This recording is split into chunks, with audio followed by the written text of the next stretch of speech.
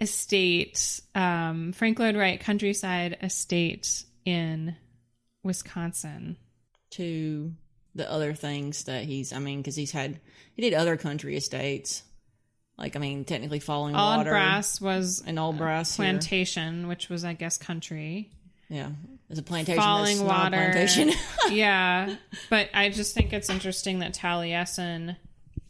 that's his brain. That's where he lives, so it's kind of a masterpiece. And it was the early, it kind of gave rise to everything else. Because he went from the city to the country, and then, across the country. And then, I don't know, his work just really evolved. Like, after Oak Park, he was really coming into his own. That's true. With the organic architecture philosophy and really moving away from Sullivan's teachings and inspiration, and sort of becoming who he was for the rest of his career. Yeah. So Frank and Mame are living at this beautiful house in the middle of nowhere, and there's a good reason for that. They're being excoriated in the newspapers. Oh, so people knew about this. Yeah. They made it their business. All over the place. Okay. Even the editor of the local paper in Spring Green condemned them for bringing scandal to the small community. Oh my gosh. And then other larger papers, such as the Chicago Tribune, claimed that the couple were, quote, soulmates, and that Taliesin was the, quote, love bungalow. Not the love shack. The love bungalow. That's funny. So apparently some people were planning on having them arrested for breach of morality or something similar to that. Was it a law, or that's silly? Yeah. They could be arrested for fornication. I'm not kidding. It happened here. I know in South Carolina there was a law against it. I was researching a property one time where this mixed race couple, following the Civil War, they weren't allowed to get married, so they lived together and had multiple children, and the local people decided to try them for fornication. Oh my God. Yeah. So that was definitely something you could be accused and convicted of. Anyway, Frank lashed out in several sworn statements saying that he had conducted a clandestine affair. If he had conducted a clandestine affair, he would have been forgiven by the hypocritical masses. What affair? A clandestine. Clandestine? Yes, thank you. Oh, okay. Clandestine. Yes. That's the British way. How did you pronounce it? I didn't know there was more than one way. How did you pronounce Clandestine. it? Clandestine. Yeah. Okay. I think the British pronounce it a different way. Anyway. No.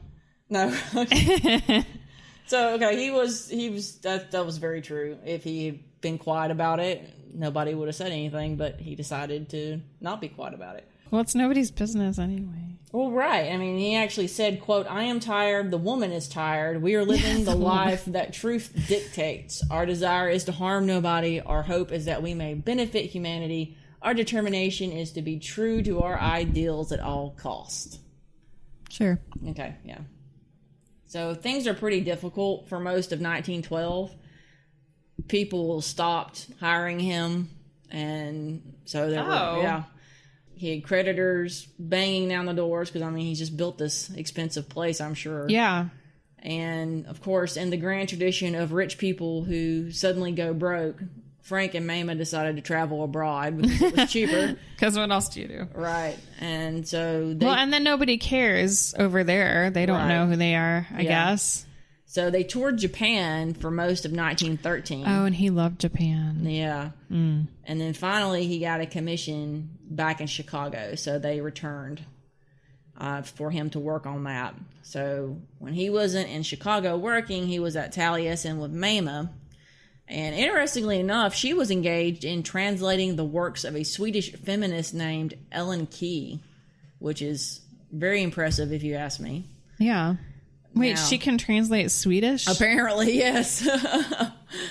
So her children would occasionally visit her. She had visitation rights. As with most divorces in that day and age, the husband got the full custody of the kids. So they were visiting her in the summer of 1914. there at Taliesin. And this is where it gets pretty bad. So Mama's there, the kids are there. Wright has a whole bunch of employees living in the house and on the property as well. Mm-hmm. Several draftsmen. Sure. Other, I mean, it's an agricultural estate, so he has to have people that run gardeners. There's still, I'm assuming, some construction work going on in the property. So maybe so. And of course, you have to have servants to attend you. So Frank had hired Julian and Gertrude Carlton in May of 1914. Mm-hmm. And Julian came on the recommendation of a well-known Chicago restaurateur. Oh. Now, originally they were from the Barbados, and so Julian was employed as a cook and butler, and Gertrude served as a housekeeper. Now, everybody got along really well. Mama was really happy with their performance, but then 3 months later, something happened to kind of turn Frank and Mama against the Carltons. Particularly, Julian Carlton, became increasingly paranoid. He would stay up at night, often playing with a butcher knife. That's not a good sign. He also did not get along with the servants, and in particular, he kind of had an issue with one of Frank's draftsmen in August of 1914. So Frank and Mama had noticed this change in his disposition, and they decided to fire him. Mama told him that August 15th would be his last day, but he, I guess, was allowed some time to gather his things, because I mean, they didn't tell him to leave immediately, which, once again, another horrible idea. If you're going to fire somebody, you probably need to tell them to go. So Frank wasn't even there. He was in Chicago working on his new project. And I do want to read some excerpts from the Chicago Tribune about what happened that day. Now, please note that some of the terms used in the article reflect that time period and do not necessarily reflect the views of the staff of Scandal Sheets. So, now, here we go. Quote, Mama Borthwick had requested the butler to serve luncheon for herself and the children on an enclosed screen porch which overlooks a little pond and the river beyond. That it is separate from the main dining room of the low, rambling house by a passageway of at least 25 feet long. And I don't know if you mentioned it, Adrienne, when you were discussing Taliesin, but there's a lot of connected outdoor spaces that kind of... Yeah, they're not hallways, but the rooms connect one to the next. So they're kind of like open passageways. Yes. So the Negro announced luncheon. Into the main dining room at the west side of the house went two draftsmen and the foreman, the gardener, the carpenter, and the carpenter's son, Ernest.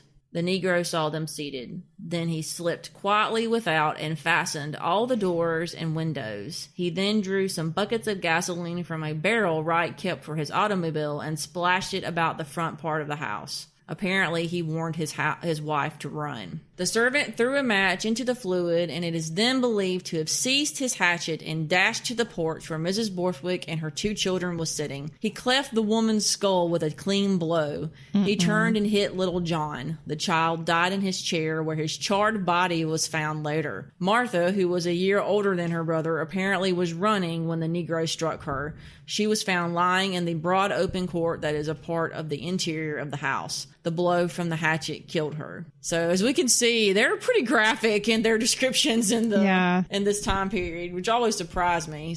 Just to kind of sum up, he locked the draftsmen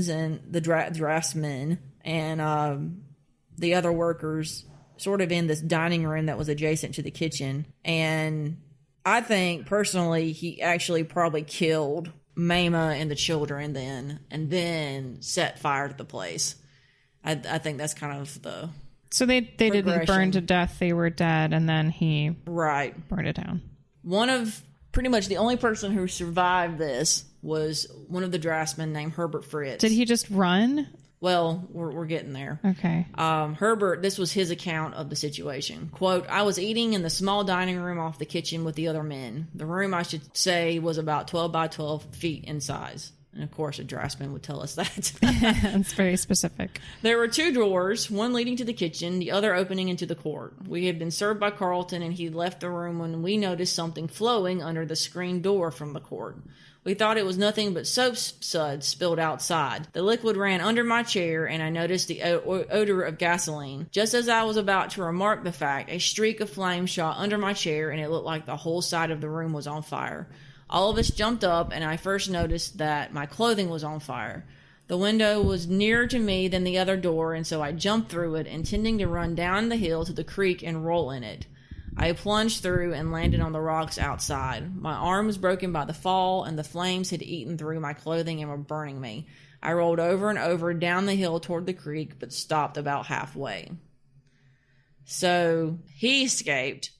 But we know that apparently Carlton came back into the room and killed a man named Emil Brodell, who was the worker that he'd actually fought with. And then he waited for the others to try to escape. So he attacked the gardener and his son, who was mistakenly reported to be 18, but he was actually only 13. Apparently, they both got away initially, but later succumbed from their wounds. And then Carlton went after the 2 remaining workers and wounded them as well. And this is, I mean, there is so much misinformation, I think. A lot of these articles. Well, there was only one person, right, that survived and reported on what happened, and surely he couldn't tell you everything. Yeah, so I think a lot of it was, we think this is what happened. Like, they say that 2 of... And there certainly weren't investigations then, like there can be now. So apparently 2 of the men who were attacked were able to get to a nearby farm and sound the alarm. And that just seems kind of crazy. But they had died. Right. While waiting for help, the ones who had not died yet were able to get the fire under control with garden hoses. And I think that probably there were other people on the property who were probably doing that. I mean, come on, you're not going to make... You've just been attacked by a man wielding a hatchet. I just don't see that happening. Fortunately, though, Wright's manuscripts and designs were saved. Oh, okay. With the fire under control. Okay. But, of course, as I said, all 4 of the men who were in that room later died. So add them with Mama and her 2 children, 7 people died in total. Now, Carlton's wife, Gertrude, was found 3 miles down the road waiting for her husband to come get her. She thought they were going to Chicago to find work. And when she was interviewed, she said, "I cannot give a single reason for this mad act. All I know is that I've been scared of him for 2 weeks. Oh, she wasn't part of it? No, she had nothing to do with it. He's been mean to me, but I never thought he would do such a thing. The Wrights were good to us. We worked for them for 2 months. We've been married for 2 years. So several hours after the incident, Julian Carlton was found hiding in the furnace in the basement of Taliesin. So they thought that basically he figured he could evade capture that way, and that if the house was burning down around him, he would be safe inside the furnace. Although I would think that if it was really hot, it would have basically roasted him. But maybe, I guess he didn't figure that one out. When the search party found him, he, at some point, ingested a vial of hydrochloric acid that he had kept on himself in case, I guess he figured... Would that kill you? Well... Because that's just in your system, right? Right. Well, it basically burned his esophagus up and he couldn't eat. And of course, they didn't realize that that's what happened until he was refusing to eat. Oh. And I guess it became clear that that would be why. And I mean, he wouldn't be able to talk either. Because, I mean, it would burn your vocal cords as well, I think. They filed murder charges against him, but it quickly became clear that he wouldn't make it to the trial. And he died in prison 7 weeks after the incident and never told anyone why he had committed such a heinous act.